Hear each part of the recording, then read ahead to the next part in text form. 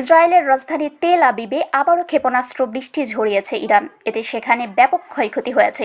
এসব হামলায় 4 জন আহত হয়েছে। ইসরায়েল থেকে সরাসরি সম্প্রচারিত ফুটেজে দেখা গেছে ইরানের সাম্প্রতিক ক্ষেপণাস্ত্র হামলার পর তেল আবিবের একটি এলাকায় ব্যাপক ধ্বংসযজ্ঞ হয়েছে। একটি স্থানে জরুরি সেবা কর্মী ও পুলিশ সদস্যদের ভিড় দেখা যায়। রাস্তা জুড়ে ছড়িয়ে আছে ধ্বংসাবশেষ। কয়েকটি গাড়ি গুরুতরভাবে ক্ষতিগ্রস্ত হয়েছে। একটি গাড়ি উল্টে পাশের দিকে পড়ে আছে এবং অন্যগুলো মারাত্মকভাবে ভেঙে গেছে। সাম্প্রতিক প্রতিবেদনগুলোও জানাচ্ছে ইরানের হামলায় তেল আবিবের বিভিন্ন স্থানে ভবন ক্ষতিগ্রস্ত হয়েছে এবং কিছু মানুষ আহত হয়েছেন। ইসরায়েলি গণমাধ্যম জানিয়েছে ইরানের সর্বশেষ ক্ষেপণাস্ত্র হামলার পর তেল আবিবে একাধিক স্থানে আঘাতের ঘটনা ঘটেছে। দ্য টাইমস অফ ইসরায়েল জানিয়েছে একটি ভবনে ক্ষয়ক্ষতি হয়েছে। অন্যদিকে হারিটস পুলিশ সূত্রের বরাতে বলেছে 4 জন সামান্য আহত হয়েছেন।